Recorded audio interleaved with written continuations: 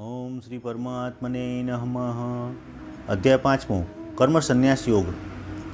अर्जुन बोल्या, हे कृष्ण, एक વાર આપ કર્મના ત્યાગને અને બીજી વાર કર્મયોગને વખાણો છો, તો બેમાંથી જે કલ્યાણકારક હોય તે એક જ મને નિશ્ચય કરીને કહો.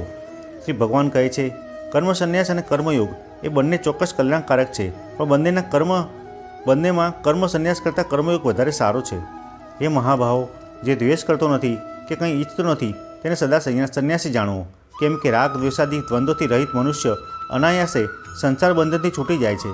સાંખ્ય યોગ અને કર્મયોગ જુદા છે એમ અજ્ઞાનીઓ કહે છે. પંડિતો તેમને જુદા કહેતા નથી, કેમ કે બંનેમાંના એકને સારી રીતે આચરનારનું બંનેને ફળ પામે છે.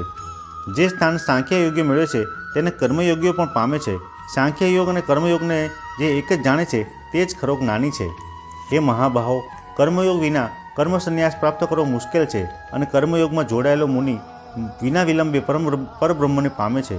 કર્મયોગી વિશુદ્ધ અંતઃકરણવાળો, દેહને વશ કરનારો, ઇન્દ્રિયોને જીતનારો તથા સર્વ પ્રાણીઓના આત્મરૂપ થયેલો આત્માવાળો મનુષ્ય કર્મ કરે તો પણ તે કર્મથી બંધાતો નથી. કર્મયોગ મુક્ત તત્વવેતા પુરુષ જુએ, સાંભળે, સ્પર્શ કરે, સૂંઘે, ખાય, ચાલે, ઊંઘે, શ્વાસ લે, બોલે, મળત્યાગ કરે, ગ્રહણ કરે, નેત્ર ઉઘાડે તથા મીચે તો પણ ઇન્દ્રિયોના વિષયોમાં ઇન્દ્રિયો વર્તે છે તેમ સમજી હું કંઈ જ કરતો નથી એવું માને છે. બ્રહ્મમાં અર્પણ કરી આસક્તિ ત્યજીને જે મનુષ્ય કર્મો કરે છે તેને જેમ કમળપત્રને જળ સ્પર્શ કરતું નથી તેમ પાપ સ્પર્શ કરતા નથી. યોગીઓએ આસક્તિ ત્યજી શરીર, મન, બુદ્ધિ અને ઇન્દ્રિયોથી પણ અંતઃકરણની શુદ્ધિ માટે કર્મ કરે છે. કર્મયોગી કર્મફળ ત્યજીને નૈષ્ઠિક શાંતિ પામે છે અને યોગ રહિત સકામ પુરુષ કામના કરવાથી ફળમાં આસક્ત થઈ બંધાય છે. સંયમી મનુષ્ય મન વડે સર્વ કર્મ ત્યજીને નવ દ્વારવાળા દેહનગરમાં સુખેથી રહે છે અને તે કંઈ કરતો નથી અને કરાવતો નથી. આ લોકના કરતાપણાને, કર્મોને અથવા કર્મફળના સંયોગને પ્રભુ ઉત્પન્ન કરતો નથી, પરંતુ એ બધામાં સ્વભાવ જ કામ કરે છે. પ્રભુ કોઈનું પાપ કે પુણ્ય લેતો નથી. અજ્ઞાન વડે ઢંકાયેલું છે, તેથી પ્રાણીઓ મોહ પામે છે. પણ જેમનું એ અજ્ઞાન આત્મજ્ઞાન વડે નાશ પામ્યું છે તેમનું તે જ્ઞાન સૂર્યની પેઠે પરબ્રહ્મને પ્રકાશિત કરે છે.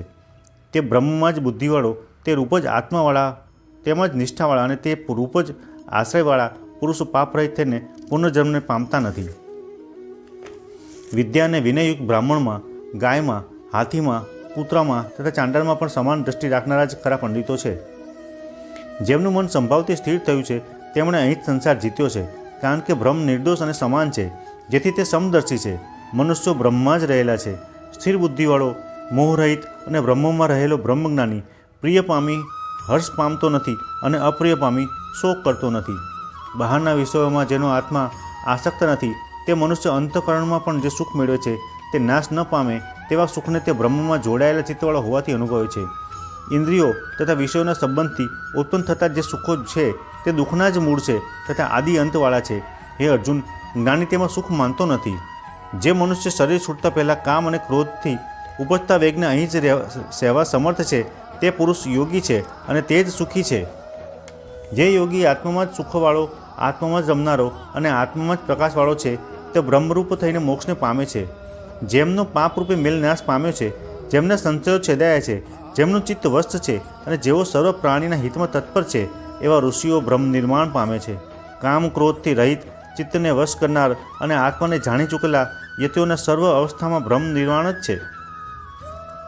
બહારના વિષયોને દૂર કરી બે ભ્રુકુટીની વચ્ચે જ નેત્રોને સ્થિર રાખી નાકની અંદર ચાલતા પ્રાણ તથા અપનને અસમાન કરીને જેણે ઇન્દ્રિયો તથા મન અને બુદ્ધિને નિયમમાં રાખે છે તથા જેના ઈચ્છા, ભય અને ક્રોધ નાશ પામે છે એવો મુનિ તે મોક્ષ પરાયણ જ છે અને એવો પુરુષ સદા મુક્ત જ છે. જે યજ્ઞોને તપનો ભોગતા, સર્વે લોકનો મહેશ્વર અને સર્વ પ્રાણીઓનો મિત્ર મને જાણે છે તે મનુષ્ય શાંતિને પામે છે. કર્મ સંન્યાસ નામનો 5મો અધ્યાય સંપૂર્ણ.